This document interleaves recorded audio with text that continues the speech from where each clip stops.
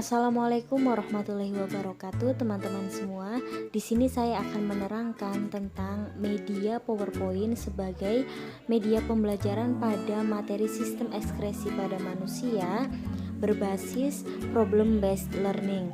Nah, pertama saya akan menunjukkan kepada kalian bahwa aplikasi PowerPoint ini memiliki sangat banyak pilihan dan tools yang bisa kita gunakan untuk mempermudah kita dalam menyampaikan materi.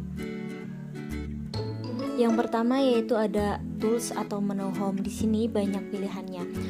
Di sini tuh terutama untuk bagian pengeditan. Misalkan kita mau membuat PowerPoint, itu kita bisa memilih jenis hurufnya yang bagaimana, kemudian ukurannya, rata paragraf kanan kirinya. Setelah itu ada juga untuk menambahkan slide, mengurangi slide, di situ ada semua ya. Dan kita juga bisa memasukkan font-font yang bervariasi supaya PowerPoint yang kita buat itu lebih menarik. Yang kedua ada tools atau menu insert. Nah, di sini kita bisa memasukkan berbagai pilihan. Antara lain kita bisa memasukkan slide baru, kita bisa memasukkan tabel, memasukkan grafik, beragam grafik kita bisa masukkan. Kemudian ada bentuk juga bisa kita masukkan. Ada pilihan huruf juga dan simbol-simbol seperti ketika kita akan membuat PowerPoint yang membutuhkan simbol seperti pada matematika atau fisika, di sini ada. Kemudian ada juga menu untuk menambahkan insert video atau foto, kemudian link dan sebagainya. Di situ ada pilihannya ya teman-teman. Ini menunya ada di atas. Pada menu ketiga atau tools ketiga itu ada tools design. Di sini akan banyak muncul bervariasi template PowerPoint. Nah, kita memilih kira-kira template mana yang akan kita gunakan untuk membuat PowerPoint pada materi yang akan kita sampaikan kepada siswa. Nah, itu ada beberapa pilihan yang terlihat ya teman-teman. Menu atau tools selanjutnya yaitu ada transisi. Nah, di sini kita bisa memilih transisinya itu mau seperti apa pada setiap slide-nya. Di atas ada banyak pilihan, kita bisa pilih sesuai dengan yang kita inginkan. Menu yang berikutnya yaitu ada animasi. Di sini kita bisa memilih animasi apa yang akan kita gunakan pada PowerPoint yang kita buat. Tools yang selanjutnya yaitu slideshow. Di sini berfungsi untuk menampilkan atau menunjukkan PowerPoint yang telah kita buat dengan tampilan layar penuh. Nanti akan saya contohkan pada saat akan menampilkan ya teman-teman.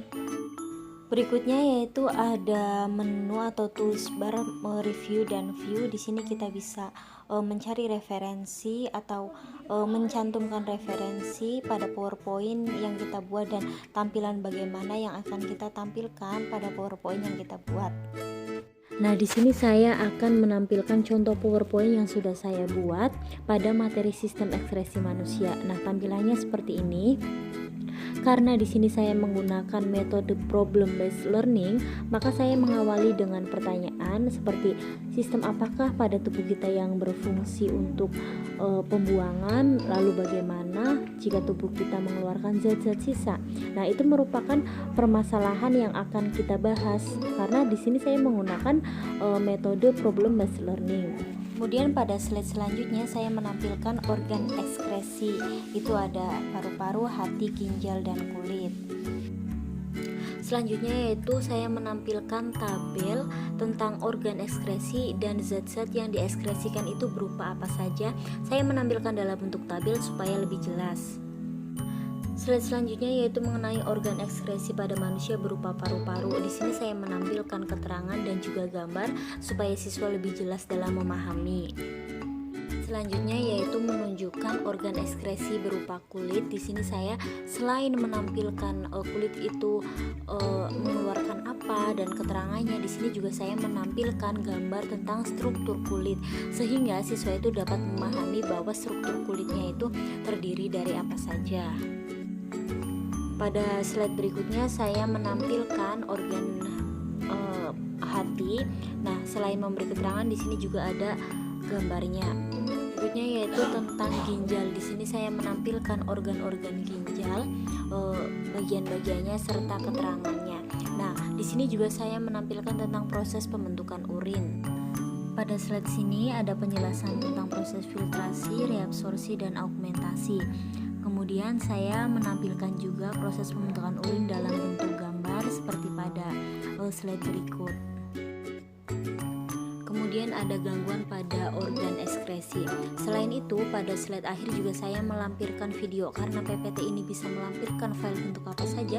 Jadi pada slide akhir saya melampirkan video supaya siswa lebih jelas terhadap materi yang disampaikan. Nah, cukup sekian penjelasan dari saya. Mohon maaf apabila ada kekurangan. Wassalamualaikum warahmatullahi wabarakatuh.